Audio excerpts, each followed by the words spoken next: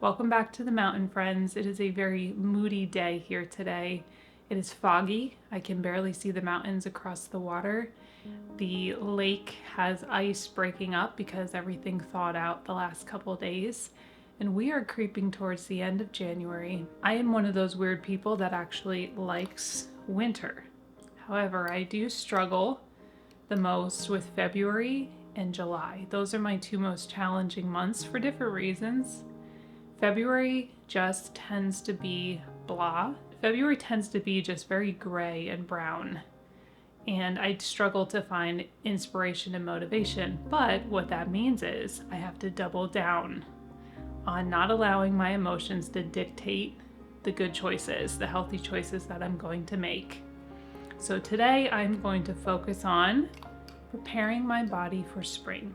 I have some delicious jasmine green tea. I'm about to put some beautiful dusty pink roses and some eucalyptus in a vase, perk myself up here and get a little plan together. So I thank you so much for being here today. If you are new and you enjoy this video, I would love to have you subscribe so that we can visit again.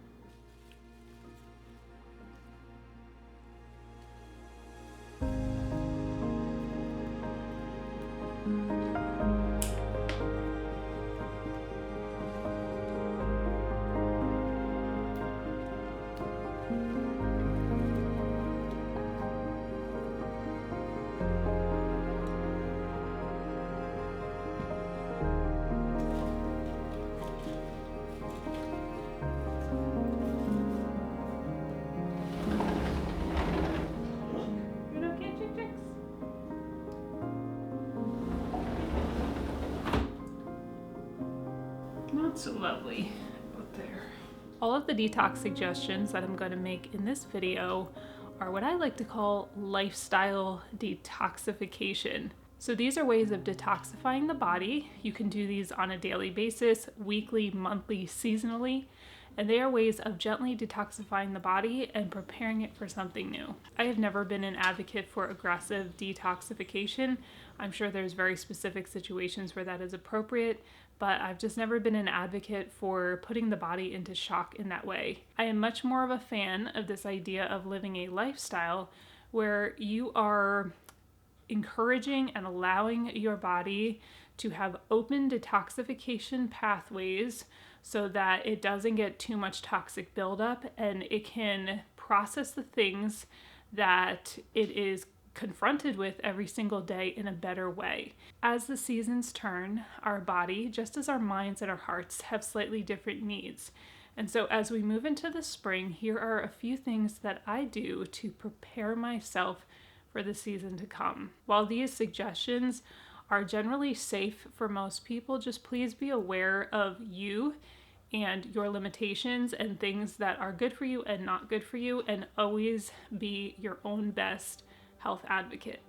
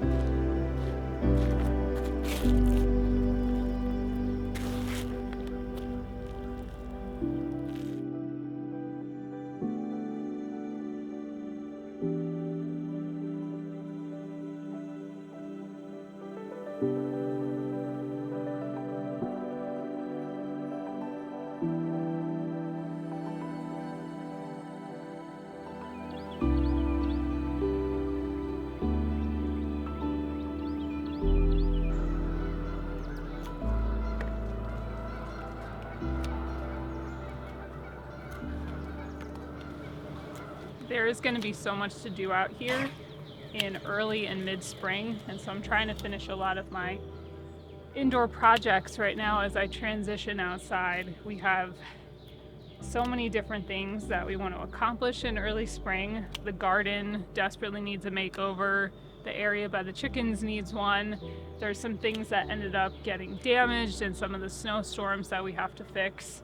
And even though we're still in the heart of winter, today is a mild, foggy day, and so I'm just out here getting a little bit of fresh air and thinking about the different things that we want to accomplish soon.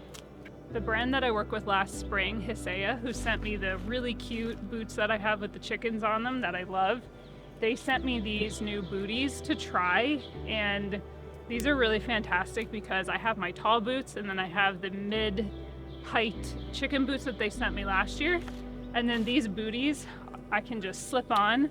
Really easy for me to be able to just run out here, go to the garden, go see the chickens, tend to those things, and they're super comfortable. The bottoms have a really good grip. They have a nice bounce to them, and my feet are nice and dry and warm right now. You are planning to have some homestead booties, or you want to try out some of their products, I will also have a discount code in the description box and pinned in the comments below. Obi, are you digging in the dirt? Obi, don't dig. Don't dig, please. It's so muddy. In order to give the gardens and the lands their best chance possible, there's a lot of prep work that goes into that and tending. And it's very similar to our bodies. Our bodies are like a garden, and they need the proper elements and the proper tending in order to thrive and in order for things to be fruitful and to bloom the way that they should. Is it so muddy and wet and yucky? I know. Pepper, I saw you started laying. And your roost bar broke. We gotta fix this. Gotta cut you another roost bar. Cut all that wood from the forest. Get you girls some more stuff to play with. Zippy! You laid too! Yes, that is such good news.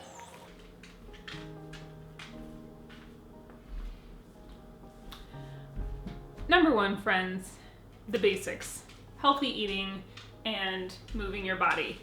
I talked in a very recent video about my health transformation when I did a weekly nutritious food haul. And the very basic, simple premise here is just that the more toxic load that goes in, the more toxin the body has to get out. Your body was designed to heal. It was designed to survive. It's such a beautiful thing, but that also means that the body is always trying to adapt to what we are doing to it.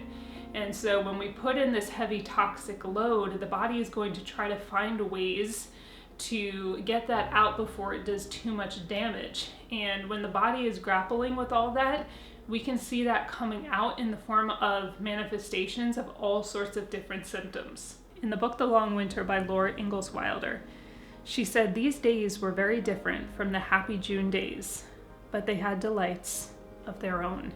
And it is so true that there is beauty in every season if we are looking for it. It's removing toxic load in terms of the products that we use. So we talked about removing our toxic load that we are taking in via food, and we can also reduce our toxic load in terms of the things that we are applying to our skin, spraying on our body, and using in our home. Obviously, we cannot avoid all chemicals. There are just some things in this world that we do not have control over. But the little things that we do have control over, we can put some extra effort into. I have a lot of great recipes on how to make some of your own things like face oil and body oil and foot detox baths and all of these things, that I will link as many blog posts or videos that I can remember for you in the description box. If you are not in a season of life where you feel like you can make your own, or you can afford the really expensive, really clean ingredient stuff, just getting stuff that has a few less of the bad ingredients is a step in the right direction. And taking steps in the right direction is an absolute win. So if you can't be exactly where you want to be at this moment in time, that's okay. Just take the steps that you are able to take in this season of life in the direction that you want to go in. Speaking of reducing toxic load, sweating is wonderful, dry brushing is wonderful. Anything that helps gently move toxins out. We can do this through things like sweat baths, detox baths, saunas, infrared. And one of the most inexpensive, easy at-home ways to do this is through a nice detox steam bath. So let's head into the bathroom and I will give you a quick and easy recipe how you can do this once a week at home. Detoxification baths are a wonderful, simple way to allow the body to release some of that toxic buildup. So a very simple recipe for a detox bath is 1 to 2 cups of Epsom salts, a half to a cup of aluminum-free baking soda, and 1 tablespoon of bentonite clay. You can get really fancy with these baths. You can add essential oils. I would recommend something like a eucalyptus, a fir needle oil, or a lavender. You can add dried ground ginger. You can add apple cider vinegar. But the very basic, inexpensive, and simple recipe is Epsom salts, baking soda, and bentonite clay. Supporting your liver and your kidneys is really great to do leading into spring, and also supporting the body systems that are helpful in confronting some of the allergens that come our way in the spring season. You can absolutely support your kidneys and your liver in an inexpensive way from home. One of the best ways to support your kidneys is just to have proper hydration. And a lot of people think that proper hydration comes from just drinking as much water as possible, but you can actually do damage to your kidneys if you're drinking lots of water, but your cells are not being properly hydrated. In order to get proper hydration, you actually need the cell itself to be properly hydrated, and that comes from proper mineral balance. So one of the best ways to do that is to buy a really high quality Celtic sea salt, preferably one that is free of microplastics, and adding a pinch of that really good quality sea salt to a drink during the day and consuming that. The minerals in the salt will help your cells to be properly hydrated. If you wanted to buy something and you feel like you're really depleted in minerals, there's a great product called Trace Minerals, and you just add a couple drops to your water every day, and it helps you have the mineral balance that you need for your body to become properly hydrated. There are also some great and inexpensive herbs that will help support your liver and kidneys in the spring season or coming up to the spring season ahead. One of my favorites, it's such a gentle herb, is milk thistle. I use this every morning in some warm water before I eat my breakfast. This one in particular also has dandelion in it, which is also excellent for your liver. You could also just get yourself a nice supportive liver tea and drink that in the morning before you have your breakfast. It might again just have things in it like dandelion and milk thistle, but that is a great way to assist your liver in gently detoxifying the things it needs to first thing in the morning before you eat. Now for me, I have histamine intolerance that I am working on overcoming, and so I take nettle all year in my water in the morning, but nettle is excellent for helping with allergies. Quercetin is also something found in a lot of fruit, but quercetin is wonderful for combating allergies. And then I also take something called histamine and immune from Heart and Soil. I take this to help with the histamine intolerance, and it's been really fantastic for me. The other thing I do in the morning before I eat my breakfast is I take a teaspoon of grass-fed colostrum in some warm water. That is what really supports gut health, and a lot of things to do with allergies, histamine intolerance, sinus issues, the health of your liver. It all starts in the gut, and I have just personally found that grass-fed colostrum powder in some warm water first thing in the morning has been tremendously helpful for me. So that's what I do in the morning, is I do my herbal tinctures, the grass-fed colostrum in some warm water, and maybe have some herbal tea, and then I will fast till about 10 in the morning, and then I'll have a really high protein, high fat breakfast. And that little routine in the morning has been really transformational in my health and helping to reduce struggles with inflammation.